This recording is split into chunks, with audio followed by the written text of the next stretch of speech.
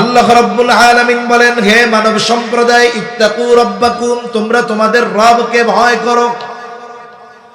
কোন রব? আল্লাযী খলাকাকুম মিন নাফসিন ওয়াহিদাহ, যিনি তোমাদেরকে একটি প্রাণ থেকে সৃষ্টি করেছেন। নবীজি সাল্লাল্লাহু আলাইহি ওয়াসাল্লাম বলেন, আল্লাহ তাআলা আদম আলাইহিস সালামকে সৃষ্টি করেছেন মাটি থেকে, আমাদেরকে সৃষ্টি করেছেন আদম থেকে। আর এক হাদিসের মধ্যে নবীজি সাল্লাল্লাহু আলাইহি ওয়াসাল্লাম বলেন, আল্লাহ তাআলা আদম আলাইহিস সালামের পৃষ্ঠদেশ তথা পিঠ থেকে কিয়ামত পর্যন্ত যত মানুষ আসবে, যত মানুষ দুনিয়া থেকে চলে গেছে, যত মানুষ দুনিয়ায় আছে, সকলের রূহ আল্লাহ তাআলা আদম আলাইহিস সালামের পৃষ্ঠদেশ তথা পিঠ থেকে আল্লাহ তাআলা বের করেছে। তাহলে নারী হোক আর পুরুষ হোক, সকলের রূহ কয়জন থেকে? এরপরে আল্লাহ তাআলা বলেন, ওয়া খালাকা মিনহা যাওজাহা ওয়া বাসসা মিনহুমা রিজালান কাসীরান ওয়া নিসাআ। আল্লাহ তাআলা তার থেকেই তার জোড়াকে বের করেছেন, সৃষ্টি করেছেন। এইবার এই দুইজনের মাধ্যমে আল্লাহ তাআলা এই যে নারী পুরুষের যে গঠন, গড়নগত আকার আকৃতি, এটা আল্লাহ প্রদান করেছেন। আল্লাহ বলেন, এই দুইজনের মাধ্যমে আল্লাহ তাআলা গোটা পৃথিবী ব্যাপী নারী পুরুষের বিস্তার ঘটিয়েছে। কিন্তু মানুষের মৌলিক হলো রূহ। মৌলিক জিনিস কি? রূহ। বের করছেন আল্লাহ কয়জন থেকে? আবার দেখেন, রূহের পরিচয় আল্লাহ কোরআনে দিয়েছেন। রূহের পরিচয় দিতে গিয়ে আল্লাহ তাআলা নারী পুরুষ আলাদা করেন নাই, সব রূহের পরিচয় একটা। কয়টা? জোরে বলেন, কয়টা? একটা। যখন রাসূলুল্লাহ সাল্লাল্লাহু আলাইহি ওয়াসাল্লামের নবুয়াতের কথা প্রকাশ্যে নবীজি জানায়া দিলেন আল্লাহ তাআলার আদেশে, বনি ইসমাইলে তো নবী আর আসে নাই, একবারে ইসমাইল আলাইহিস সালামের পরে নাই, লম্বা গ্যাপ, শেষ নবী মুহাম্মদুর রাসূলুল্লাহ সাল্লাল্লাহু আলাইহি ওয়াসাল্লাম। আর বনি ইসরাইলে তো নবী আসছে একেবারে ঈসা আলাইহিস সালাম পর্যন্ত। নবীজি বলেন, বনি ইসরাইল কখনো নবী শূন্য হয় নাই, একজন ইন্তেকাল করেছে তো আল্লাহ আরেকজনের নবুয়ত দিয়ে দিয়েছে। এখন কুরাইশের মধ্যে নবী না আসতে আসতে এরা নবী কেমন সেটাও চিনে না। এরা মনে করতো নবী মানুষের মতো হবে না। এজন্য আমার আপনার নবীর ব্যাপারে তাদের কথা ছিল এরকম, মালি হাদার রাসূল ইয়াকুলুত তাআমা ওয়া ইয়ামশি ফিল আসওয়াক। বলে, এটা কেমন রাসূল, এ দেখি খাবারও খায়, বাজারেও যায়, বিয়ে শাদিও করে। আবার নবীজির চারিত্রিক ব্যাপারে তাদের চাইতে ভালো কেউ জানে না। তারা দুইজন প্রতিনিধি পাঠায় দিল মদিনায়, কারণ ওইখানে আহলে কিতাবরা আছে, খ্রিস্টান ইহুদিরা আছে, তাদের উপরে ঐশী কিতাব নাজিল হয়েছে। তারা বলতে পারবে কোন ব্যক্তি নবী, কোন ব্যক্তি নবী না। এইবার তারা গিয়া তাদের কাছে বলল, আমাদের মক্কায় একজন লোক নিজের নবী দাবি করে, এখন সে আসলে নবী কি নবী না এটা কেমনে বুঝবো? এইবার তারা ওই দুইজনকে তিনটি প্রশ্ন শিখায়া দিছে। কয়টা প্রশ্ন? সামনে থেকে জোরে বলেন, কয়টা? ঘুমাসতেছে নাকি? তাকবীর দেন একটা, নারায়ে তাকবীর। তিনটা প্রশ্ন শিখায়া দিছে। একটা হলো আসহাবে কাহাফের ব্যাপারে, আরেকটা হলো যুলকারনাইন আলাইহিস সালামের ব্যাপারে, আরেকটা হলো রূহের ব্যাপারে, যে রূহ কি জিনিস। এই তিন প্রশ্ন শিখায় দিয়া বলছে যে এই তিন প্রশ্নের জবাব যদি ওই ব্যক্তি দিতে পারে সে নবী, কোনো সন্দেহ নাই। কারণ এই তিন প্রশ্নের জবাব দেওয়ার জন্য নবী হওয়া লাগবে। ওহীবিহীন এই তিন প্রশ্নের জবাব দেওয়া সম্ভব নয়। আর ওহী তার কাছেই আসবে যিনি নবী, ঠিক কিনা বলো? এইবার এই তিন প্রশ্ন শিখে তারা চলে আসছে নবীজি সাল্লাল্লাহু আলাইহি ওয়াসাল্লামের কাছে। তিন প্রশ্ন তারা জানায়া দিল। প্রতিদিন জিবরাইল আলাইহিস সালাম ওহী নিয়ে আসে, নবীজি এই ধারাবাহিকতার দিকে খেয়াল করে বললেন, ঠিক আছে, আগামীকাল তোমাদের প্রশ্নের জবাব দেওয়া হবে। বললেন আগামীকাল দেওয়া হবে। গোটা উম্মতের শিক্ষার জন্য আল্লাহ তাআলা কত সুন্দর ব্যবস্থাপনা করেছে।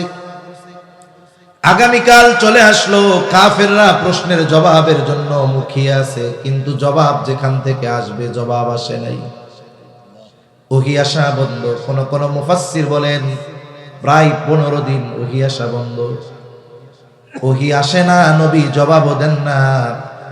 এদিক দিয়া কাফেররা আনন্দ উল্লাস শুরু করে দিয়েছে। নবী হইলে কইতে পারতো আসলে নবী না। 15 দিন পর আল্লাহ তাআলা 3 প্রশ্নের লম্বা জবাব সহকারে পাঠিয়ে দিলেন। আমাদের জন্য গুরুত্বপূর্ণ একটি শিক্ষা আল্লাহ দিয়ে দিলেন।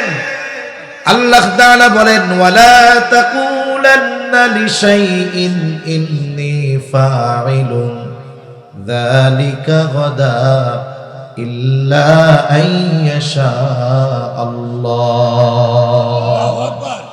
আপনি কখনো এমনটা বলবেন না যে এটা আমি আগামীকাল করব, বরং কি বলবেন? ইনশাআল্লাহ। একটু চিন্তা করছেন, ভবিষ্যতের কোনো কাজ করার ক্ষেত্রে ইনশাআল্লাহ বলা এর শিক্ষা দিয়েছেন কে? আরো জোরে বলেন, কে শিক্ষা দিয়েছেন? আল্লাহ তাআলা সাথে সাথে 3 প্রশ্নের জবাব জানিয়ে দিয়েছেন। এর মধ্যে একটি প্রশ্ন কি? ওয়ায়াসআলুনাকা আনির রূহ কুলির রূহু মিন আমরি রাব্বি ওয়া মা উতীতুম মিনাল ইলমি ইল্লা কলিলা। আল্লাহ রাব্বুল আলামিন বলেন, তারা আপনার কাছে জানতে চায়, আপনাকে জিজ্ঞাসা করে রূহ কি জিনিস। আপনি বলে দেন, কুলির রূহু মিন আমরি রাব্বি, রূহ হলো আমার রবের আদেশ, আমার রবের প্রত্যাদেশ, নির্দেশ। তাহলে এটা দেখতে কেমন, ধরতে কেমন, রংটা কেমন, আকার কেমন?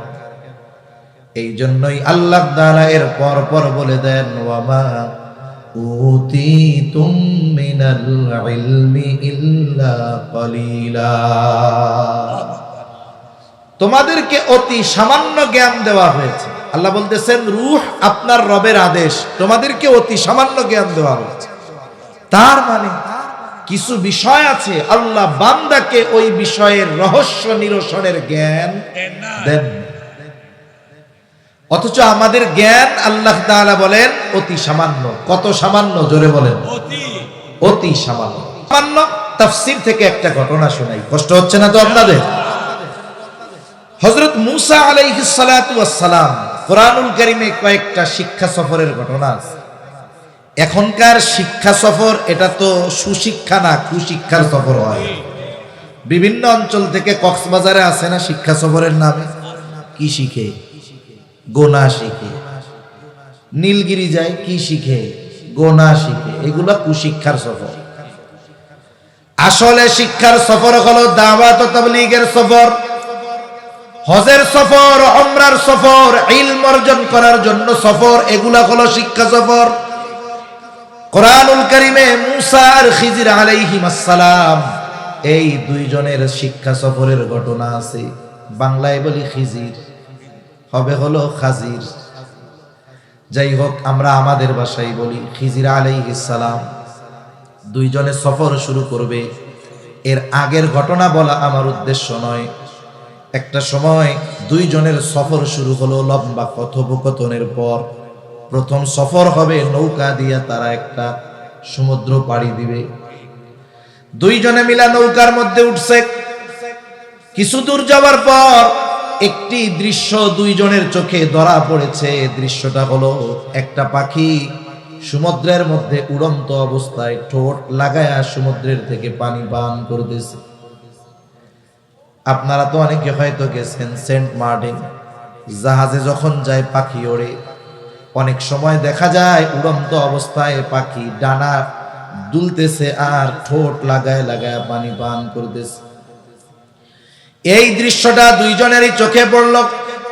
খিজির আলাইহিস সালাম বলতেছে, ও ভাই মূসা, ওইদিকে দেখেন, ওই যে পাখিটা পানি পান করতেছে সমুদ্রের থেকে ঠোঁট লাগায়া, বলতেছে শোনেন, এই যে পাখিটা সমুদ্রের থেকে ঠোঁট লাগায়া পানি পান করে, বলে এই পাখির ঠোঁটে যতটুকু পানি লেগে আছে, বলে আল্লাহ তাআলার ইলম, আল্লাহ তাআলার জ্ঞান যদি গোটা সমুদ্রের সমপরিমাণ হয়, তাহলে আল্লাহ তাআলার জ্ঞানের তুলনায় গোটা সৃষ্টি জগতের জ্ঞান ওই পাখির ঠোঁটে লেগে থাকা পানির চাইতেও কম। এবার বলেন, আল্লাহ বলেছেন ওয়ামা উতিতুম মিনাল ইলমি ইল্লা কলিলা, তোমাদেরকে অতি সামান্য জ্ঞান দেওয়া হয়েছে। বলে কত সামান্য? ওই সামান্য জ্ঞান কত সামান্য এটা নির্ণয় করার জ্ঞানও আমাদের নেই, ঠিক কিনা বলেন? অথচ আমরা মানুষ একটু কিছু পড়ালেখা করলেই আমার চেয়ে বড় কে আছে, আমি সবচেয়ে বড় হয়ে গেছি। এজন্য আমরা যদি অনুধাবন করতে পারতাম যে আমরা কত ক্ষুদ্র, কত তুচ্ছ, তাহলে আমাদের দিলের মধ্যে কোনো অহংকার জাগ্রত হতো না। তাহলে রূহের পরিচয়ের কথা থেকে গেছি, কথার মূল জায়গায় খেয়াল রাখতে হবে। তাহলে বলতেছিলাম যে নারী হোক আর পুরুষ হোক, সকলের রূহ আল্লাহ বের করেছেন কয়জন থেকে? নারী হোক আর পুরুষ হোক, সকলের মূল জিনিস রূহের পরিচয় আল্লাহ কয় ধরনের দিয়েছেন? এক ধরনের। এরপরে আল্লাহ তাআলা আদম আর হাওয়া আলাইহিমাস সালাম এই দুইজনের মাধ্যমে আল্লাহ তাআলা নারী পুরুষের গঠনগত কিছু পার্থক্য রেখেছেন। নারী আর পুরুষের মধ্যে গঠনগত পার্থক্য লম্বা ব্যাখ্যা করে বলার প্রয়োজন নাই। নারী সন্তান ধারণে সক্ষম, পুরুষ সন্তান ধারণে সক্ষম নয়। সন্তানকে নারী দুধ পান করাতে সক্ষম, পুরুষ সেটাতে সক্ষম নয়। এই ধরনের কিছু পার্থক্য আছে। শরীয়তের মধ্যেও বড় পার্থক্য নাই, তবে একটা দুইটা পার্থক্য পরিলক্ষিত হয়, বেশি বলবো না। এক নাম্বার, একজন নারী সে যখন প্রাপ্তবয়স্কা হয়ে যায়, বালেগা হয়ে যায়, ওই সময় থেকে নিয়ে 50-55 বছর পর্যন্ত সে যদি সুস্থ থাকে, অথবা যদি সে গর্ভবতী না হয়, অথবা সন্তান প্রসবকালীন পরবর্তী কিছু সময়কাল ছাড়া ওই নারী যদি সুস্থ থাকে, বলে প্রতি মাসে 3 থেকে 10 দিন তার একটা অসুস্থতা হয়। এই সময়গুলোতে আল্লাহ তাআলা তার নামাজ মওকুফ করে দিয়েছেন, কাজা করা লাগবে না। এটা হলো একটা পার্থক্য। আরেকটা পার্থক্য বলি, যেটা নিয়ে ইসলাম বিদ্বেষীরা ইসলামের উপরে আঘাত হানে বেশি। বলে ইসলাম সম্পদ বন্টনের ক্ষেত্রে নারীদেরকে ঠকাইছে। জোরে কর নাউজুবিল্লাহ। এত আস্তে কইলেন কেন? জোরে কর। ইসলাম কি ঠকিয়েছে নাকি? প্রথম বিষয়, যদি যুক্তির আলোকে ধরে নেওয়া হয়, যুক্তিকে যদি সামনে রাখা হয়, আল্লাহর ফয়সালা যেটা ইমানদার সেটা মেনে নিবে। তবে যুক্তির আলোকে এটাই বাস্তবতা যে নারীকে যে পুরুষের অর্ধেক দেওয়া হয়েছে, এটা বেশি দেওয়া হয়েছে। কেন? যুক্তি বলে তো পাওয়ার কথা ছিল না, এরপরেও আল্লাহ দিছে, এটাই সিদ্ধান্ত। কোন কারণে? যুক্তি কেন বলে? আপনি আমাকে শরীয়তে এমন একটা খাত দেখান, এমন একটা জায়গা দেখান, যেই জায়গায় নারীকে টাকা পয়সা ব্যয় করার জন্য ইসলাম বাধ্য করেছে। দেখান, আছে? একটাও আছে? একটাও আছে? নাই। তাইলে যার ব্যয় নাই তার টাকার দরকার। পুরুষের ব্যয়ের খাতের শেষ আছে? শরীয়ত কোন জায়গায় বাধ্য করছে যে এই নারী, তুমি তোমার স্বামীর খোরপোশ সব দিয়া ব্যবস্থা তোমার করতে হবে? বলছে কোনদিন? শরীয়ত কোন মেয়েকে বলছে যে তুমি তোমার বাবার সব খরচ চালাতে বাধ্য? বলছে? বলে নাই। যুক্তি বলে যে তাইলে তো তার পাওয়ার কথা ছিল না। যুক্তি তো বাদ, আমরা আইন মানিকা, সিদ্ধান্ত মানিকা আল্লাহর। যারা বলে ইসলাম নারীকে ঠকিয়েছে, আসলে তারা ইসলাম পূর্ববর্তীকালীন নারীর অবস্থা জানে। ওই সময় তো নারীর সম্পদের অধিকার তো বহুদূর, বেঁচে থাকারই অধিকার ছিল না। বাইতুল্লাহর পশ্চিম পাশে একটা খোলা জায়গা আছে, বলা হয় ওই জায়গায় জাহেলিয়াতের সময় কন্যা শিশুদেরকে জীবন্ত দাফন করা হতো। কেউ যদি খবর পাইতো তার কন্যা সন্তান হয়েছে, সুন্দর চেহারাটা তার কালা হয়ে যাইত। আল্লাহ তাআলা বলেন, ওয়া ইযা বুশশিরা আহাদুহুম বিল উনসা যাল্লা ওয়াজহুহু মুসওয়াদ্দান ওয়া হুয়া কাযীব। আল্লাহ তাআলা কন্যা সন্তানের সংবাদকে সুসংবাদ বলেছেন। তাহলে ইসলাম কন্যা সন্তান হওয়াকে কি সংবাদ বলেছে? সুসংবাদ। আল্লাহ তাআলা বলেন, তাদেরকে যখন কন্যা সন্তানের সুসংবাদ দেওয়া হয়, তাদের চেহারাটা কালো হয়ে যায়, তারা মানসিকভাবে একেবারে হীনমন্য হয়ে যায়। তারা যখন কন্যা সংবাদ পাইতো, সন্তান হওয়ার রাস্তা দিয়া যখন যাইতো, চেহারাটারে ঢাইকা রুমাল মুড়ি দিয়া পর্দা করে যাইতো, মানুষে যেন দেখতে না পারে ওই যে মাইয়ার বাপ যায়। তার মানে জাহেলিয়াতের সময় কন্যা সন্তান হওয়া এটা একটা পিতার জন্য সম্মানের হানিকর বিষয় ছিল। এই ব্যক্তি ততক্ষণ পর্যন্ত মান সম্মানহীনতায়, হীনমন্যতায় ভুক্ত যতক্ষণ না ওই কন্যাকে সে জিন্দা দাফন করতে পারত। তাহলে সম্পদ তো বহুদূর, বেঁচে থাকারও তাদের অধিকার ছিল না।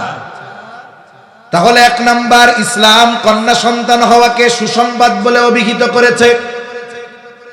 আফসোস লাগে, জাহেলিয়াতের সময়ের কথা বাদ দিলাম, এখনকার সভ্য সমাজেও যদি পরপর 2-3টা কন্যা সন্তান হয়, বাপের চেহারার দিকে তাকানো যায় না, ঠিক কিনা বলেন? এখন বলেন তো, ছেলে হোক আর মেয়ে হোক, যিনি দেন তিনি কে? আল্লাহ তাআলা বলেন, ইয়াহাবু লিমান ইয়াশাউ ইনাসান ওয়া ইয়াহাবু লিমান ইয়াশাউ যুকুর আও ইউযাওয়িজুহুম যুকরানা ওয়া ইনাসা ওয়া ইয়াজআলু মান ইয়াশাউ আকীমা।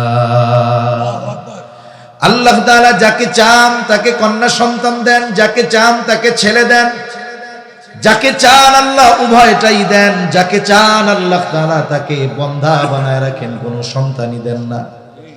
তাহলে ছেলে হওয়া মেয়ে হওয়া কার সিদ্ধান্ত? জোরে বলেন। এখন যদি কেউ কন্যা সন্তান হওয়ার পরে বেজার হয়ে যায়, তাহলে সে কার সিদ্ধান্তের উপরে অসন্তুষ্ট হয়? আরো জোরে বলেন, কার? এখন আসেন, এটা তো ঈমানের কথা। এবার হলো লজিক কি বলে, সায়েন্স কি বলে, চিকিৎসা বিজ্ঞান বলে। আমাদের সমাজে তো কন্যা সন্তান হওয়ার কারণে দোষ দেওয়া হয় নারীরে, ঠিক না? আসলে যদি এটা দোষণীয়ই হতো, দোষটা হইতো পুরুষের। মূল দোষটা কার? যদি দোষই ধরেন, সিদ্ধান্ত তো আল্লাহ যেটা দিবে এটা। কিন্তু যদি আপনি না কন্যা সন্তান হওয়ার জন্য কাউরে দোষ দিতে চান, নারীকে দেওয়ার সুযোগ নাই, দোষ হবে কার? অথচ দেখেন, পরপর 2-3টা কন্যা সন্তান হইলে এটারে সাইডে আর একটা বিয়ে করার ধান্দা করে, আছে না নাই? কত জুলুম অত্যাচার করে। তাহলে কন্যা সন্তান হওয়া সুসংবাদ, এটা বলছে কে? আল্লাহ বলছে, ওই যা বুশশিরা আহাদুহুম, এই যে সুসংবাদ ওদের দিলে মুখ কালা হয়ে যাইত, তাইলে যার মাইয়া হওয়ার পরে মুখ কালা হয়, ওর খাসলাত আর ওই জাহেলিয়াতের সময়ের লোকগুলার খাসলাতের সাথে তফাৎ। তাহলে কন্যা সন্তান, এটাকে আল্লাহ বলেছেন সুসংবাদ। 2 নাম্বার, নবীজি সাল্লাল্লাহু আলাইহি ওয়াসাল্লাম বলেন, মান আলা জারিয়াতাইন, নবীজি সাল্লাল্লাহু আলাইহি ওয়াসাল্লাম বলেন, যে ব্যক্তি 2টা কন্যার জ্বালাতন সহ্য করবে, তার মানে তাকে বড় করবে, খরপোশ দিবে, দিন শেখাবে, দিনদার পাত্রের হাতে বিবাহ দিয়ে দিবে। নবীজি বলেন, দাখালতু আনা ওয়া হুয়াল জান্নাহ, আমি আর সে জান্নাতের মধ্যে সে জান্নাতে প্রবেশ করবে, আর আমি আর সে জান্নাতের মধ্যে পাশাপাশি অবস্থান করব। নবীজি 2 আঙ্গুল ইশারা দিয়া দেখাই দিয়েছেন, তার মানে দুই কন্যার বাপ যে, সে যদি তারে ঠিকমতো লালন পালন করে, এরপরে দিন শিখায়, দিনদার পাত্রের সাথে বিবাহ দিয়ে দেয়, তাহলে সে আর নবী জান্নাতে একসাথে থাকবে। সুবহান। দুনিয়ার বড় বড় নেতার সাথে থাকার জন্য মানুষে কত চেষ্টা করে না? করে। মনে করেন বড় এক রাজনৈতিক দলের সেমিনার হইতেছে আপনাদের এই জায়গায়, মঞ্চ যখন হবে, মঞ্চে কি পাতি নেতা ওঠার সুযোগ পাবে? সুযোগ পাবে না। এখন বড় নেতার সাথে তো কথা বলারই সুযোগ নাই, হাত মেলানোরও সুযোগ নাই। এখন নিচে একজনের নিয়োগ দিছে, শোন আমি একটু নেতার কাছে যাব, ওই টাইমে নিচের থেকে সুন্দর মতো একটা ছবি তুলবি। এখন নেতা বৈশা আছে, ও নেতার কানের কাছে এসে মুখ লাগায়া জিজ্ঞাসা করতেছে, ভাই চা পানি কিছু লাগবে? ভাই বলছে না না লাগবে না।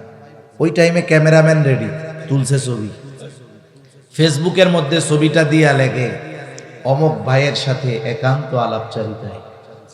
কইল কি আর ওই জায়গায় ছবিতে লেখলো কি?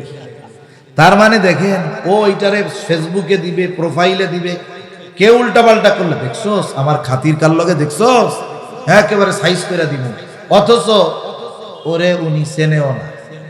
ঠিক কিনা কর? তাহলে একটু দুনিয়ার মানুষের সাথে, সম্মানী মানুষের সাথে, ক্ষমতাধর মানুষের সাথে থাকার জন্য মানুষের কত চেষ্টা। অথচ দুই কন্যা হইছে, যথাযথভাবে লালন পালন করলে নবীর সাথে জান্নাতে থাকার সুসংবাদ। সুবহানাল্লাহ বলেন। নবীর সাথে জান্নাতে থাকতে পারা এটা কত সৌভাগ্যের ব্যাপার। হযরত আনাস রাদিয়াল্লাহু তাআলা আনহু থেকে বর্ণিত, তিনি বলেন, একদিন এক গ্রাম্য সাহাবী নবীজির কাছে আসছে। গ্রামের মানুষ এত শত বোঝে না, তারা হলো সরল। নবীজি আরেকজনের সাথে কথা বলতেছে। আদব হলো আপনি যখন কারো সাথে কথা বলবেন, ওই কথা বন্ধ না হওয়ার আগ পর্যন্ত আমি আপনারে কথা বইলা ডিস্টার্ব করব না। গ্রামের মানুষ তো বোঝে না। নবীজি ওই ব্যক্তির সাথে কথা বলতেছে, আর ওই গ্রাম্য লোকটা গিয়া নবীজিরে জিজ্ঞাসা করে, ইয়া রাসূলুল্লাহি মাতাসসা, হে আল্লাহর রাসূল সাল্লাল্লাহু আলাইহি ওয়াসাল্লাম, কিয়ামত কখন হবে? মানুষের কিন্তু একই কথা বলার ভঙ্গিমার কারণে, উপস্থাপনের কারণে অর্থ পরিবর্তন হয়ে যায়। একই কথা উপস্থাপনের কারণে পরিবর্তন হয়ে যায়। একটা উদাহরণ দেই, কষ্ট হচ্ছে না তো? এখন মনে করেন একজন আমারে বলতেছে, হুজুর চা খাবেন? আমি বললাম না।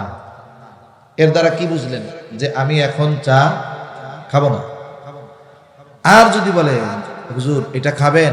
আরে মিয়া খাবো না। তার মানে কি বুঝলেন? না বলছি না ধুমসে খামু। এর দ্বারা দেখেন বাচন ভঙ্গির কারণে একই কথা অর্থ পরিবর্তন হয়ে গেছে। তা এই ব্যক্তির বলার ভাবটা ছিল এরকম, সে কিয়ামত কখন হবে এই খবর জানতে আসছে এমনটা নয়। কেমন যেন তার ভাবসাব, সে রেডি হইয়া বৈশা রইছে, কিন্তু কিয়ামত আইতাছে না। বুঝেন না? ওই ব্যক্তির সাথে কথা শেষ, নবীজি এবার তারে বলতেছে, ওই ব্যক্তি কই? যে জিজ্ঞাসা করছে যে কিয়ামত কখন হবে।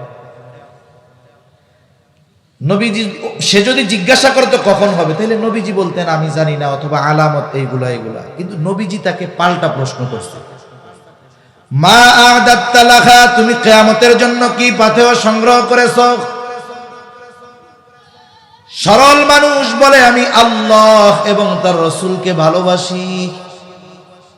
নবীজি বললেন, আল মারউ মা'a মান আহাব্বা, যে যাকে মহব্বত করে ভালোবাসে তার সাথে অবস্থান করবে। প্রশ্ন ছিল কি কিয়ামত কখন হবে? শেষ জবাব হইল কি? বলে যে যাকে মহব্বত করে তার সাথে অবস্থান করবে।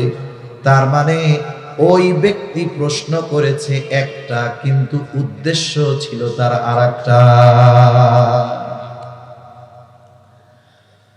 হযরত আনাস রাদিয়াল্লাহু তাআলা আনহু বলেন, নবীজির মুখে যখন এই কথা শুনলাম, যে যাকে মহব্বত করে তার সাথে অবস্থান করবে, তিনি বলেন, এই কথা নবীজির মুখে শুনে আমরা এতটা খুশি হয়েছি, ইসলাম গ্রহণের পরে আর কোনো কথায় এত খুশি আমরা হই না।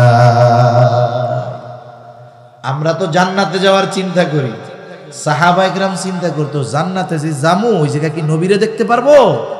তাদের চিন্তা ছিল নবীর সাথে থাকতে পারবো কিনা। তাহলে দুই কন্যার বাপ যে, তার জান্নাতে নবীর সাথে থাকার সুযোগ আছে না নাই? তিরমিজির হাদিস, নবীজি সাল্লাল্লাহু আলাইহি ওয়াসাল্লাম বলেন, যার তিনটা কন্যা অথবা তিনটা ভগ্নী আছে, বোন আছে, এদেরকে দিন শিখাইছে, দিনদার পাত্রের সাথে বিবাহ দিয়ে দিছে, কিয়ামতের দিন এই তিন কন্যা তার জন্য জাহান্নাম থেকে আড়াল হয়ে দাঁড়াবে। জাহান্নামে যাওয়ার ক্ষেত্রে অন্তরায় হয়ে যাবে। যদি পিতা গুনাহগার হয়, এই কন্যা সন্তানগুলো তার জান্নাতে যাওয়ার ক্ষেত্রে দেয়াল হয়ে দাঁড়িয়ে যাবে। এখন বলেন, ইসলাম নারীর হক সম্মান প্রতিষ্ঠা করেছে, ঠিক কিনা বলেন?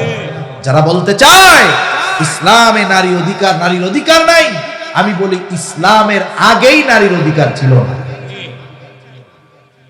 এরপরে দেখেন, ইসলাম তো নারীকে দিয়েছে পুরুষের অর্ধেক, কিন্তু নারীর ক্ষেত্রে কোন জায়গায় খরচ করাকে ইসলাম বাধ্য করে নাই।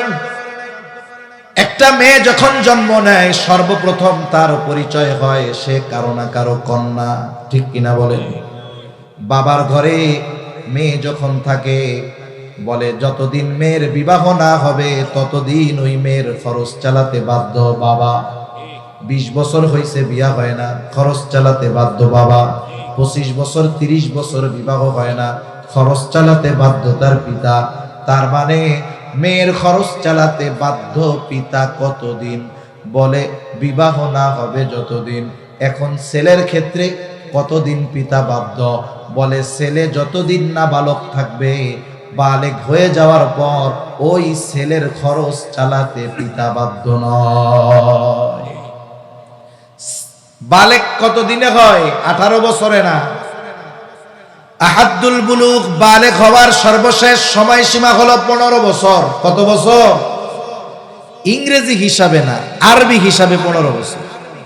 তাহলে ইংরেজি হিসাবে কতদিন হয়? বলে 14 বছর 7 মাসের মতো হয়। একটা ছেলের যখন 14 বছর 7 মাস হয়ে যায়, তখন তাকে আর নাবালক বলার কোনো সুযোগ নাই। এর আগেও বালেগ হয়ে যেতে পারে, 11 বছরে হয়ে যেতে পারে, 12 বছরে হতে পারে, 13তে হতে পারে। তবে 14 বছর 7 মাস হয়ে যাবার পর একে আর নাবালক বলার কোনো সুযোগ নাই। তার মানে একটা ছেলে যখন 14 বছর 7 মাস অতিক্রম করবে, ওই ছেলেটার খরচ তার পিতা বহন করতে বাধ্য নয়। কিন্তু মেয়ের ক্ষেত্রে বিষয়টা এমন, বালেগা হলেই যে খরচ বাদ দিয়ে দিতে পারবে এমন নয়, বরং মেয়ের বিবাহ না হবে যতদিন, ওই মেয়ের খরচ চালাতে পিতা বাধ্য ততদিন। এবার বুঝে থাকলে একটু জবান খুলে বলেন, বাবার ঘরে ইসলাম ছেলেকে জিতালো নাকি মেয়েকে জিতালো? এবার আর একটু কথাই বলি, মেয়ের যখন বিবাহের বয়স হয়, মেয়ের বিবাহ দেওয়ার জন্য অভিভাবক চিন্তিত হয়ে যায়, ঠিক না? বলেন তো, শুধু কি মেয়ে বিবাহ উপযুক্ত হলে অভিভাবক বিবাহ দিবে, ছেলে বিবাহর উপযুক্ত হলে দিতে হবে না? নারী পুরুষ উভয়ের ক্ষেত্রেই তো আল্লাহর আদেশ, ওয়ানকিহুল আয়ামা মিনকুম ওয়াস-সালিহিনা মিন ইবাদিকুম ওয়া ইমাইকুম ইয়াকুনু ফুকারা ইউগনিহিমুল্লাহ। আল্লাহ রাব্বুল আলামিন অভিভাবকদেরকে আদেশ দিচ্ছেন, তোমাদের অধীনস্থ যারা বিবাহ উপযুক্ত আছে, হোক দাস দাসী, তাদেরকে তোমরা বিবাহ দিয়ে দাও। তার মানে বিবাহ উপযুক্ত ছেলে থাকলে বিবাহ দিয়ে দেওয়ার আদেশ অভিভাবকের উপর, মেয়ে থাকলে আদেশ অভিভাবকের উপর। কিন্তু আমাদের দেশের অধিকাংশ অভিভাবকেরা মেয়ের বিবাহ দেওয়াটা নিজের জিম্মাদারি মনে করে, আর ছেলের বিবাহ দেওয়াটা করাটা এটা তার জিম্মাদারি মনে করে না। এজন্য মেয়ের যখন বিবাহর বয়স হয়, সময় হয়, লক্ষ লক্ষ টাকা খরচ করে। অনেকে আছে মেয়ে হইছে, আমাদের অঞ্চলগুলোতে করে, মেয়ে হইছে চিন্তা করে বিবাহ দিতে হবে, দামি কাঠের গাছ লাগায়। 10-15 বছর 16-17 বছরে মেয়েকে বিবাহ দিবে, 17 বছর পরে ওই গাছ কাটে। এক একটা লাগাইছিল 10 টাকা দিয়া, দাম হয়ে গেছে 1 লক্ষ টাকা। আবার মেয়ে হইছে এই চিন্তা কইরা তার জন্য মাসে 500-1000 টাকা করে জমায়। বিবাহের সময় গাছগুলা বিক্রয় করে মেয়েরে বলে, মা চিন্তা কইরো না, তোমারে যখন জন্ম নিছিলা তুমি, তোমার বিয়ার চিন্তা তোমার এই বাপের ছিল, এই জন্য গাছ লাগায় রাখছিল, এই যে 15 লাখ বিক্রয় করছে, টেনশনের কারণ নেই। কেন? ছেলেটার জন্য 10টা গাছ লাগানো গেছিল না? ছেলেরও তো বিবাহ দেওয়ার দায়িত্ব আপনার। 10টা গাছ লাগায়া বিবাহের উপযুক্ত হলে এই গাছ বিক্রয় করে টাকা দিয়ে তারে বলতে পারতেন, ব্যবসা বাণিজ্য করো, বিবাহের উপযুক্ত হয়েছে, বিবাহ করো। তুমি যৌবনের তাড়নায় পাপ করবা, আর আমি বাবা সেই পাপের ভাগ নিতে পারবো না। এইরকম বুক ফুলিয়ে বলা বাবা এ বাংলাদেশে কমই আছে, ঠিক কিনা বলেন? বরং ছেলে যদি বিবাহ উপযুক্ত হয়, বিয়ে করতে চায়, আফসোসের সাথে বলতে হয়, গতকাল না পরশুদিন এক তরুণ আফসোস করতেছে, বলতেছে আমার বয়স তখন 21 বছর, আমি দিনের উপরে চলার চেষ্টা করতাম, আমার শরীর বলতেছে বিবাহ করব, বাবার অ্যাবিলিটি আছে, বাবারে বলছি, বাবা ধমক দিয়া বসায় দিছে।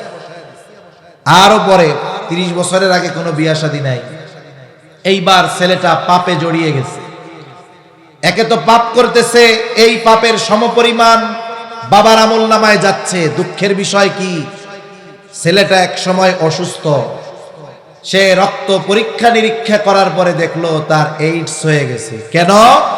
যৌবনের তাড়না মেটাতে গিয়ে সে যখন পাপের পথে গেছে, সে তো পাপ করেছে, তার জীবনটা ধ্বংস হয়েছে। বলতেছে এর জন্য পুরা দায়ী হলো আমার বাবা। এজন্য মনে রাখবেন, ছেলেও যদি বিবাহ উপযুক্ত হয় আমরা বিবাহ দিয়ে দিব ইনশাআল্লাহ। কিন্তু ছেলেদের ক্ষেত্রে কি হবে? 20 বছর 25 বছর বয়স বিয়া করতে যায়। এখন বাপ কয় 25 বছর পর্যন্ত খাওয়াইলাম, আর তুমি বেকার, কাম কাজ ধরো, নিজের পায়ে দাঁড়াও, এরপরে বিয়া করে। এবার মনে করেন ব্যবসা বাণিজ্য একটা ধরছে, এবার কয় এবার তাইলে বিয়া দিয়া দেন। 25 বছর খাওয়াইলাম, কামাই করে আমাকে আগে 5 বছর খাওয়াও, এরপরে বিয়া করো। বলে কি বলে না? এই সময়গুলাতে যদি সে পাপের সাথে জড়িয়ে যায়, এই পাপের ভাগ ওই অভিভাবকের নেওয়া লাগবে। তাহলে বাবার ঘরে যখন কন্যা, বলে সব খরচ বহন করার দায়িত্ব বাবার যতদিন বিবাহ না হবে। এরপরে মেয়ের যখন বিবাহ হবে, স্বামীর ঘরে যখন যাবে, এইবার স্বামী তার সব খরচ বহন করতে বাধ্য। দেনমোহর দিতে হবে মোটা অঙ্কের মহারানা। আবার স্বামীর বাড়িতে গিয়ে সব খরচ চালাতে স্বামী বাধ্য। খাদ্য, বস্ত্র, চিকিৎসা, বাসস্থান সব চালাবে স্বামী।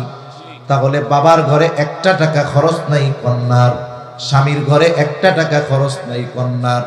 এখন স্বামী দুনিয়া থেকে যদি চলে যায়, আল্লাহ তাআলা যদি তারে সন্তান দেয়, আল্লাহ তাআলা স্পেশাল আয়াত নাজিল করে ওই মায়ের খরচ চালানোর জন্য সন্তানদেরকে আল্লাহ তাআলা কঠোর আদেশ দিয়ে দেয়। তাহলে গোটা হায়াতে নারীর কোনো খরচ নাই, বলে পুরুষের খরচের কোনো শেষ নাই। একজনের বেতন হলো 50,000, আর একজনের 25,000। 50,000 যার বেতন, বলে তার খরচ বেশি, মাস শেষে 50,000 শেষ হয়ে আরো খরচ করা লাগে।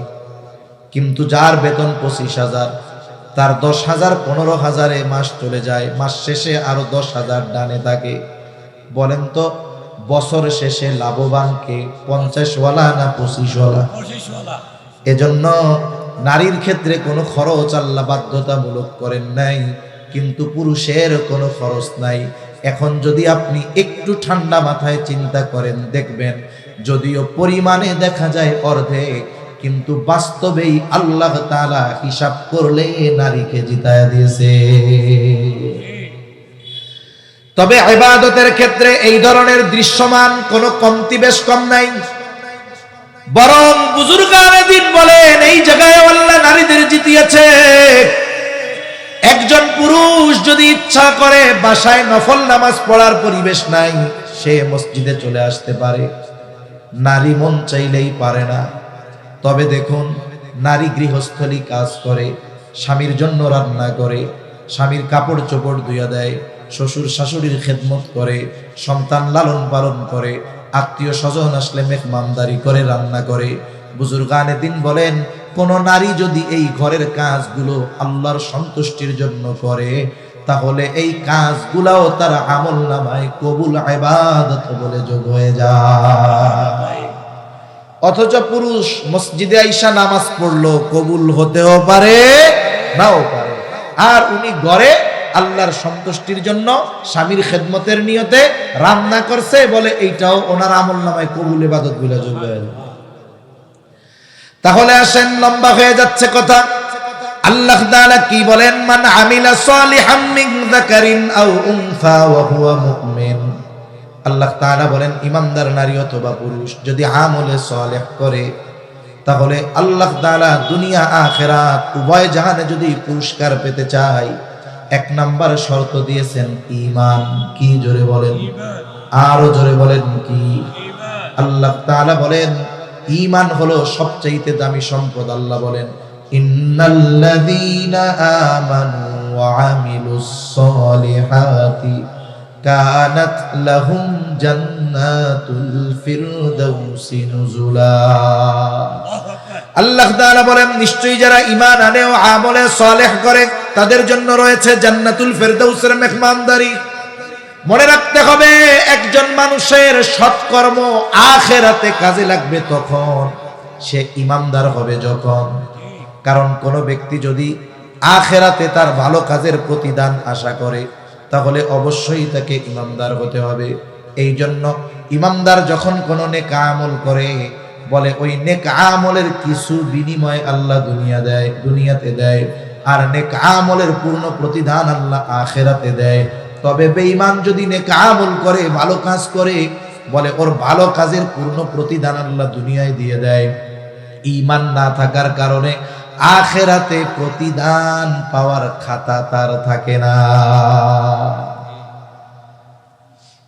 আর যদি কেউ দুনিয়ায় বদ আমল করে, বলে বদ আমলের কিছু প্রতিদান আল্লাহ দুনিয়ায় দেয়, পরিপূর্ণ দিবে আখিরাতে। এটা মুমিনের ক্ষেত্রেও কাফেরের ক্ষেত্রেও।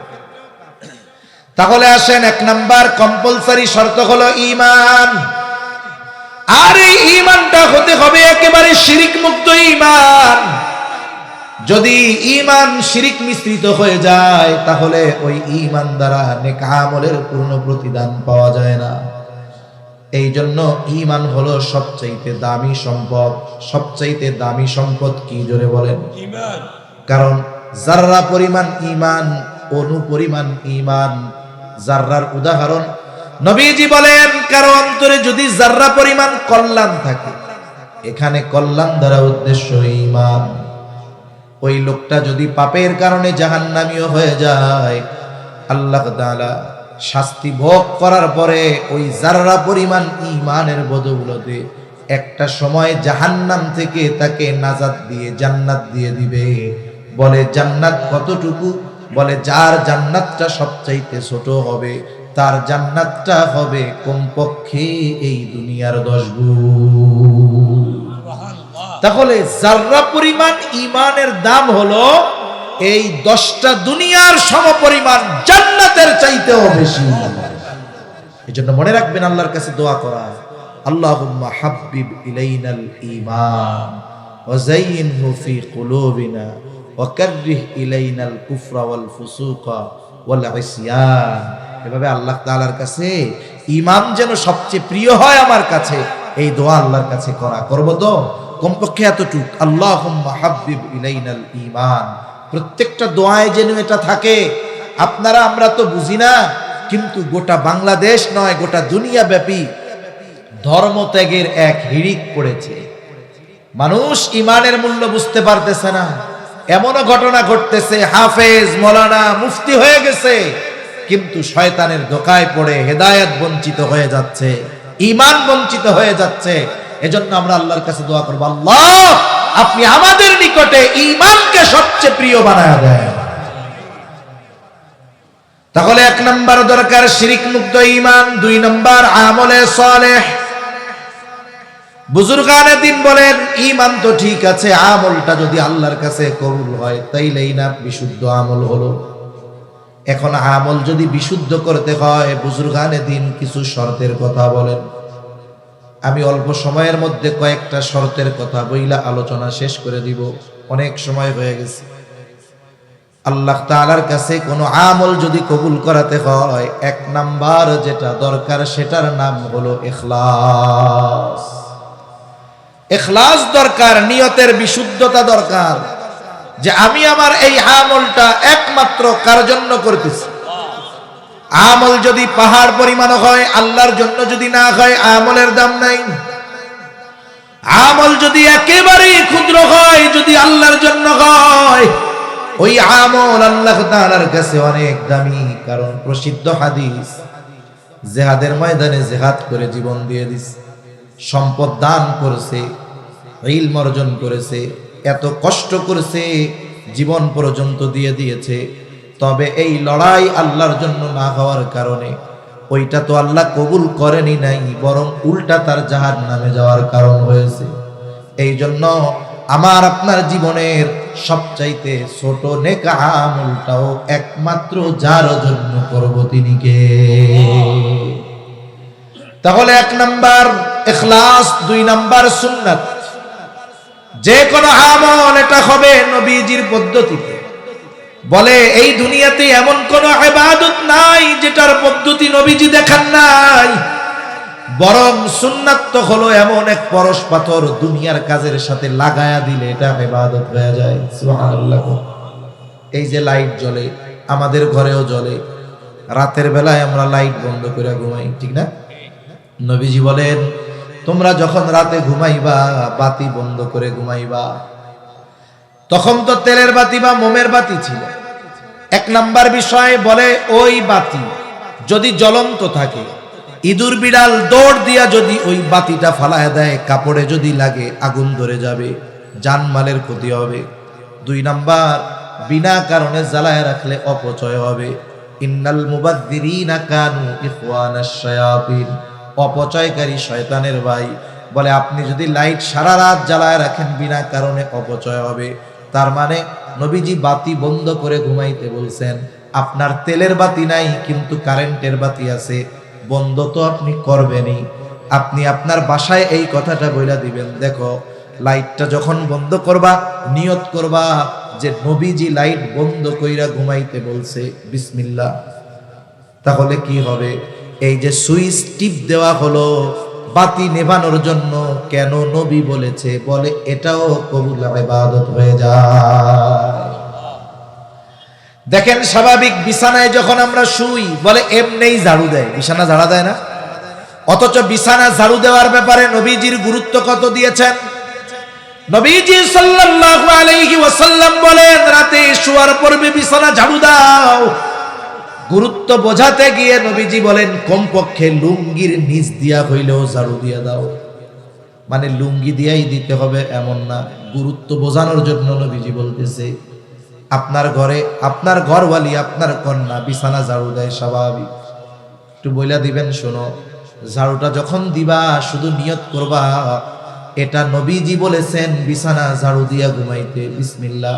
তাহলে এই দুনিয়ার কাজটা নবীর তরিকায় হওয়ার কারণে বিছানা ঝাড়ু দেওয়াটাও ইবাদত হয়ে যায়। তাইলে বিছানা ঝাড়ু দেওয়ার সুন্নাত তরিকা যেখানে আছে, তাইলে ইবাদত, নামাজ, রোজা, হজ, যাকাত সহ যত ইবাদত আছে এগুলার পদ্ধতি নবীজি জানায়া দিচ্ছেন না? এজন্য ইবাদত হবে নবীজির তরিকায়, সুন্নাত মতে। তিন নাম্বার গুরুত্বপূর্ণ একটি পয়েন্ট, বলে আপনি আমি ইবাদত করব, ওই ইবাদতের মাসলা মাসাইল জানতে হবে। এখানেই আসলো ইলমের কথা। ইলম, তলাবুল ইলমি ফরিদাতুন আলা কুল্লি মুসলিম। দ্বীনি ইলম শিক্ষা করা প্রত্যেক মুসলমান নরনারীর উপরে ফরজ। দ্বীনি ইলমের দুইটা স্তর, বলে একটা হলো ফরজে আইন আর একটা হলো ফরজে কিফায়া। ফরজে কিফায়া কারে বলে আমরা সকলে কম বেশি জানি। এক এলাকায় একজন মানুষ মারা গেছে, কেউ দাফন কাফনের দায়িত্ব নেয় না, জানাজা হয় না, বলে সবগুলা গুনাহগার হবে। কিন্তু কয়েকজন ব্যক্তি যদি ওই এলাকার ওই কাজগুলো করে সবার উপর থেকে দায়িত্ব আদায় হয়ে যাবে, ঠিক না? এটা হলো ফরজে কিফায়া। আর ফরজে আইন যেটা, যেমন জানাজার নামাজ আপনার এলাকার কয়েকজন পড়লে আপনারও হয়ে যাবে, কিন্তু ফজরের নামাজ আপনি যদি ইমাম সাহেবের মুয়াজ্জিন রেখে অনেক কাম করেন, আমার 2 রাকাত পড়ে দিয়ে হবে, তার মানে ওইটা আপনার নিজের আদায় করতে হবে। ফজরের নামাজ আপনার জন্য ফরজে আইন। তাহলে দিলি ইলমের 2টা স্তর, একটা ফরজে কিফায়া, ফরজে আইন। ফরজে আইন হলো যেটা প্রত্যেক মুসলমান নর নারীর জন্য জানা ফরজ। এখন মনে করেন নামাজ আমার জন্য আপনার জন্য ফরজ, নামাজের সকল মাসলা মাসাইল জানাও ফরজ। এখন যদি না জানা হয় ক্ষতিটা কি একটু খেয়াল করেন।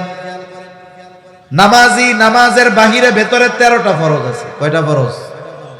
বাহিরের হোক আর ভেতরের হোক 13 ফরজ থেকে যদি একটা ছুটা যায়, সাহু সেজদা যদি 100 লাগায়, কাম হবে নাকি? এখন নামাজে দাঁড়ায় গেল, তার নামাজের মধ্যে ফরজ ছুটে গেছে, অথবা বাহিরের ফরজ ছুটা ছিল, অথবা ভেতরের যে কোনো ফরজ ছুটে গেছে, কিন্তু নামাজের বাহিরে ভেতরে 13 ফরজ নামাজির জানা নাই। বলেন তো এখন যদি ফরজ ছুটে যায় নামাজি টের পাবে নাকি? নামাজি টেন নোভাক, নামাজ থাকবে না? বদ্দা থাকবে? থাকবে না। আপনাদের ভাষাটা সুন্দর অনেক। কালকে গেছি টেকনাফ, আমারে শিখাইতেছে টাইউন। আপনারা চিনেন নাকি টাইউন কারে? ও আপনারা তো কাছাকাছি লোক। আমি কই কি লাস্টে কয়ে এলো টমেটো। আল্লাহু আকবার। তাহলে সে জানুক আর না জানুক তার নামাজ থাকবে না। নামাজের ওয়াজিব 14টা, 14 ওয়াজিব থেকে যদি একটা ছুটা যায় সাহু সেজদা দিতে হবে, নাইলে নামাজ হবে না। এখন নামাজি নামাজের ওয়াজিব গুলো জানে না। বলেন তো ওয়াজিব ছুটলে কি সে টের পাবে নাকি? সে টের পাক আর না পাক সাহু সেজদা তো দিবে না, তার নামাজও হবে না। নামাজ ভঙ্গের 19টা কারণ। বলে 19 কারণ থেকে যদি একটা কারণ পাওয়া যায় নামাজ ভঙ্গ হয়ে যাবে। নামাজি নামাজ ভঙ্গের 19 কারণ জানে না। নামাজ ভঙ্গের কারণ যদি পাওয়া যায় সে টের পাবে না, টের পাক আর না পাক তার নামাজ থাকবে না। ওযু ভঙ্গের কারণ 7টা, 7 কারণ থেকে একটা পাওয়া গেছে, বলে তার ওযু নাই, নামাজও নাই। গোসলের ফরজ 3টা আদায় হয় নাই, বলে পবিত্রতাও হয় নাই, নামাজও হবে না। ওযুর ফরজ আদায় হয় নাই, কাজ হবে না। তাহলে চিন্তা করে দেখেন এই মাসলা মাসাইল গুলো আমাদের জন্য কত জরুরি। অনেক নামাজি পাওয়া যাবে, যুগের পর যুগ নামাজ পড়তেছে, হইতেছে না, কিন্তু সে টেরও পাইতেছে না। পাবে কেমনে? মাসলা মাসাইল শেখার জন্য মাদ্রাসায় ভর্তি হওয়ার দরকার ছিল, হইতে পারে নাই, যাক গেল। এরপরে দাওয়াত ও তাবলীগে সময় দিতে বলা হইল উলামায়ে কেরামের সাথে পরামর্শ কইরা, সেইখানেও যায় নাই। আচ্ছা জান নাই, তাইলে এক কাম করেন, এই যে উলামায়ে কেরাম, আমি শুরুতেই বলছি এই মাহফিলের দ্বারা আপনাদের কি বুঝাইতে চায় ওনারা। এখানে তো কথা শুনে আমল হবে, ওনারাও সেই কথাগুলা জানে। আরেকটা জিনিস বুঝাইতে চায়। আরেকটা জিনিস কি বুঝাইতে চায়? যে শুনেন, বাইরের হুজুর এসে আপনাকে শুধু শুনাইতেছে, বিষয়টা এমন না। আপনারাও আন্তরিকতার সাথে কিছু যদি না জানেন আমাদের কাছে আসেন, আমরা জানাইয়া দিব। আপনাদের প্রতি যে তারা আন্তরিক, আপনাদের প্রতি যে তাদের দরদ আছে, এটা বোঝানোর জন্য এই আয়োজন। এটা আওয়াম মানুষ বুঝুক আর না বুঝুক, এটা বাস্তবতা। এখন আপনার সময় নাই 3 চিল্লায় যাওয়া। সকাল 8টা থেকে সন্ধ্যা পর্যন্ত কাজকর্ম করেন। এশার নামাজের পর ইমাম সাহেবরে গিয়া বলেন, আপনার মসজিদের ইমাম সাহেবকে গিয়ে যদি আপনি বলেন যে এক কাজ করেন, আমরা তো জরুরতে দিন ইলম যতটুকু জানা জরুরি এটা তো আমরা জানি না, আমাদের তো তাবলীগে সময় দেওয়ার মতো সুযোগ নাই, মাদ্রাসায় ভর্তি হওয়ার সুযোগ নাই, হুজুর আমাদেরকে এশার পরে আধা ঘন্টা সময় দিয়ে ধারাবাহিকভাবে আস্তে আস্তে মূল জিনিসগুলো একটু শেখায় দেন। কোন ইমাম বলবে যে আমি পারবো না? কেউ বলবে? আপনারা কি কেউ বলবেন? কেউ বলবে না। স্বতঃস্ফূর্তভাবে আগ্রহের সাথে শেখাবে। কিন্তু কেন শিখতে চায় না জানেন? কেন চায় না? আমাকে ঢাকা শহরে গল্প কই আপনাকে, কষ্ট হইতেছে না তো? এখন এক মসজিদে কোনো ইমাম গেলে টিকে না, যে ইমামই যাক কয়দিন পরে চলে যায়। এখন আমাদের এক ভাই ছিল, উনি যাইয়া ওইখান থেকে আর বাইর হয় না। তো জিজ্ঞাসা করলাম, ভাই এই মসজিদ হলে এলাকায় মার্কা মারা, যে হুজুরি আসুক টিকে না, তা আপনি টিকলেন কেমনি? ভাই সিস্টেম আছে। কি করছেন? কয় আমি আইসা প্রথম দিনই মুসল্লিদের বলছি যে যেহেতু নামাজ আমি পড়াই, আপনারা পড়েন, আমার দায়িত্ব হলো আপনাদেরকে মাসলা মাসাইল সব শেখানো। কয় যে এটা ফটর ফটর করে ওরা দাঁড়া করাই দিছি, দোয়াই দিন ফটর ফটর বন্ধ হয়ে গেছে। ফটর ফটর কি হয়ে গেছে? পরের দিন হেতে আমার রুমে আরো হাদিয়া লই আসে, এটা আমার বড় মুরিদ। এখন আমরা কি চিন্তা করি, আমি যে দোয়াই কুনুত পারি না, আমার যে সূরা ফাতিহা শুদ্ধ নাই, এটা যদি আমার ইমাম জানে তাইলে আমার গলার উঁচু থাকবে নাকি? ইজ্জত বাঁচাইতে গিয়া সূরা শুদ্ধ করে নাই। নামাজ ভঙ্গের 19 কারণের প্রথমটা হইল নামাজে অশুদ্ধ পড়া, ঠিক কিনা কোন? ইমামের পেছনে যেমন তেমন চালাই দিলেন, কিন্তু নিজে যেটি পড়েন এটি যাইব কই? এজন্য কি দরকার? ইমামের সাথে লজ্জা না করে বলেন তো, এই যে কেরাতে অশুদ্ধ হলো, নামাজগুলো তো হবে না, কোনো সন্দেহ আছে? এখন নামাজ হইল না, আখেরাতে জান্নাত দিয়া দিবে, কি কোন? মুগুর আছে না নাই? এখন আপনি তো দুনিয়ায় লজ্জা করে ইমাম সাহেবের কাছে যান নাই যে আমার অশুদ্ধ পড়া, যদি যাই না যায় ইজ্জত থাকবো? এখন বলেন, আখেরাতে তো সাইজ খাওয়া লাগবে, আখেরাতে সাইজ খাওয়া ভালো না দুনিয়ায় একটু লজ্জা পাওয়া ভালো? এই তো দুনিয়ায় একটু লজ্জা আমি পাইলাম, অসুবিধা কি? ইমাম সাহেবের কাছে গিয়ে আমি শিখে নিলাম। এই যে রোজার মাস আসতেছে, কোরআন নাজিলের মাস, যারা আমরা আছি সাধারণ, আমরা কমপক্ষে চেষ্টা করব সূরা ফাতিহাটা শুদ্ধভাবে, সাথে সাথে কমপক্ষে আরো 4টা সূরা শুদ্ধভাবে ইমাম সাহেব হুজুরের কাছ থেকে শিখে নেওয়া, মাসলা মাসাইল গুলো জানা, কোনটা ফরজ কোনটা ওয়াজিব এগুলো জানা, কি করলে ওযু ভেঙে যাবে, ওযুর ফরজ কি, গোসলের ফরজ কি, তাহারাত সম্পৃক্ত মাসলা মাসাইল গুলো জানা খুব জরুরি। কারণ তাহারাতের পরবর্তীতেই না ইবাদত। আপনার যদি তাহারাত পবিত্রতা অর্জন না হয় তাহলে ইবাদতই তো হবে। এজন্য এই মাসালাগুলো জানার দরকার আছে না নাই? ইমাম সাহেবদের কাছ থেকে আমরা জানবো তো ইনশাআল্লাহ। তাহলে এই ইলম হলো ইবাদত কবুলের অন্যতম শর্ত।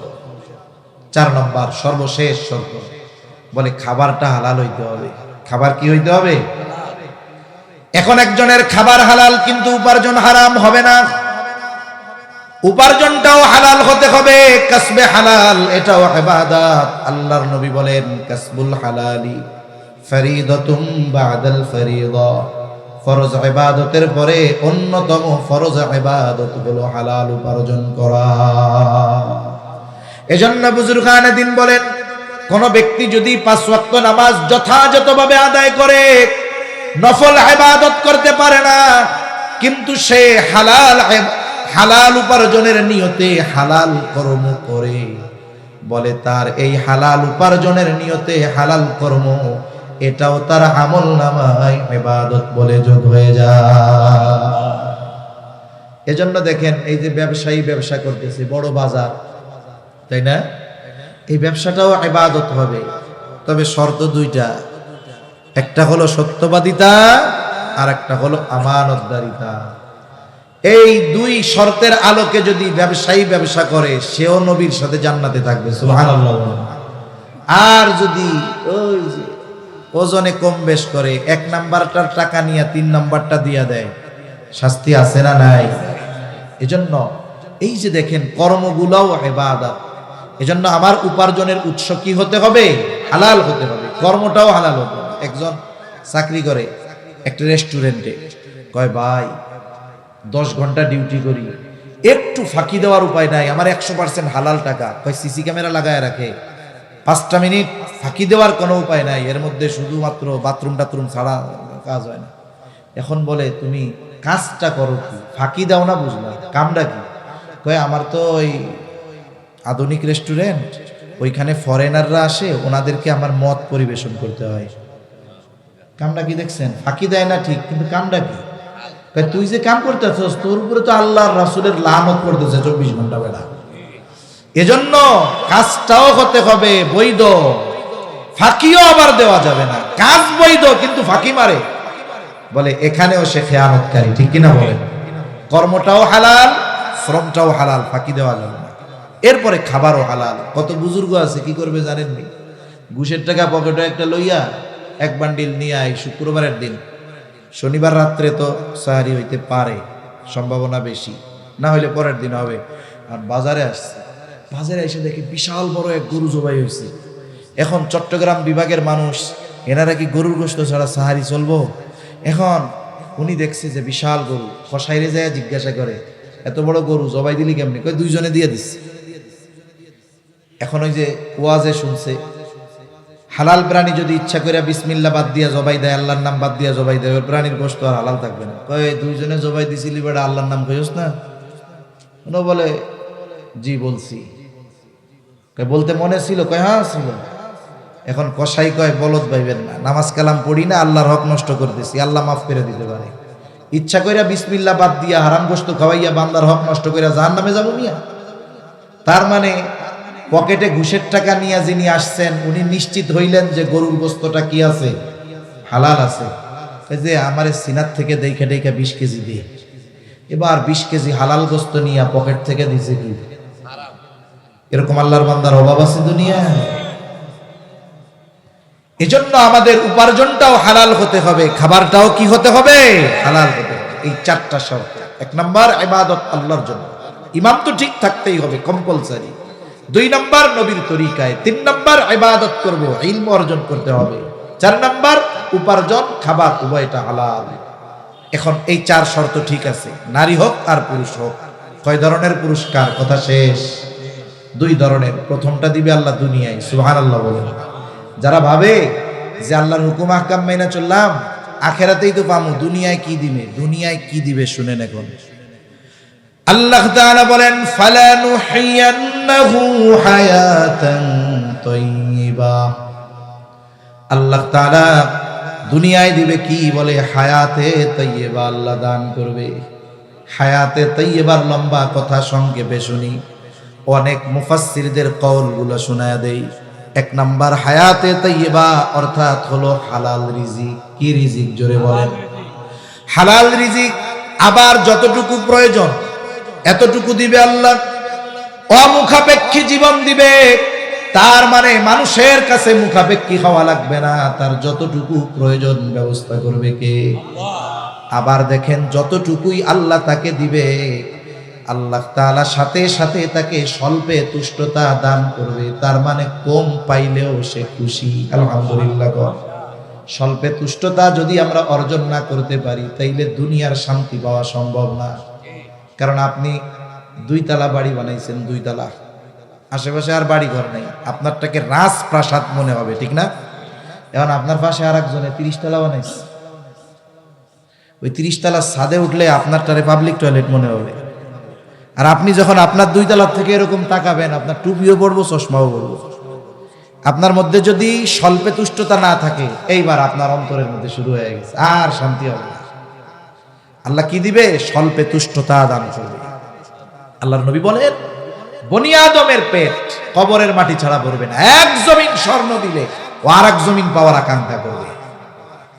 কিন্তু আল্লাহ তাআলা এই গুণে গুণান্বিত নারী পুরুষকে স্বল্পে তুষ্টতা দান করবে, মানে তার যা আছে ওতে আলহামদুলিল্লাহ। আবার যা আল্লাহ দিবে এতে তার প্রয়োজন মিটবে। আবার আল্লাহ হালাল ভাবে ব্যবস্থা করবে, সম্মান দান করবে, পবিত্র জীবন দান করবে। শুধু তাই না, ইবাদতে মজা আল্লাহ দান করবে। সুবহানাল্লাহ। ইবাদতে মজার কথা বলতে গিয়ে তাফসীরের মধ্যে আসছে, এক বুজুর্গ বলতেছে যে এই ইবাদতের মধ্যে যে কি মজা আর বাদশাহী, কি তৃপ্তি, এটা যদি দুনিয়ার বাদশারা জানতো, আর এই মজা যদি ছিনিয়ে নেওয়ার মতো ব্যবস্থা থাকতো, ওরা ওদের সর্বশক্তি প্রয়োগ করে ইবাদতের মজা কেড়ে নিত মানুষের কাছ থেকে। এখন আমি কেমনে বুঝাবো আপনার? আমাদের অনেক মসজিদগুলো আছে, মসজিদগুলায় ফজরের নামাজে যুবক কম হয়, বুড়া মানুষ বেশি হয়, ঠিক না?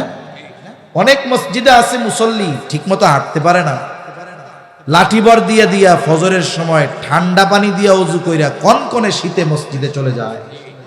ওই ব্যক্তিকে জিজ্ঞাসা করবেন যে 80 বছরের মুরব্বী, আপনি তো পথ চলতে পারেন না, আপনি এই শীতের মধ্যে ঠান্ডা পানি দিয়ে ওযু করে কনকনে শীতে কাঁপতে কাঁপতে মসজিদে কেন আসেন?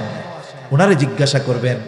যদি ওই সেজদায় মজা না থাকতো উনি কষ্ট করে উঠে আসতো না, ঠিক কিনা বলেন?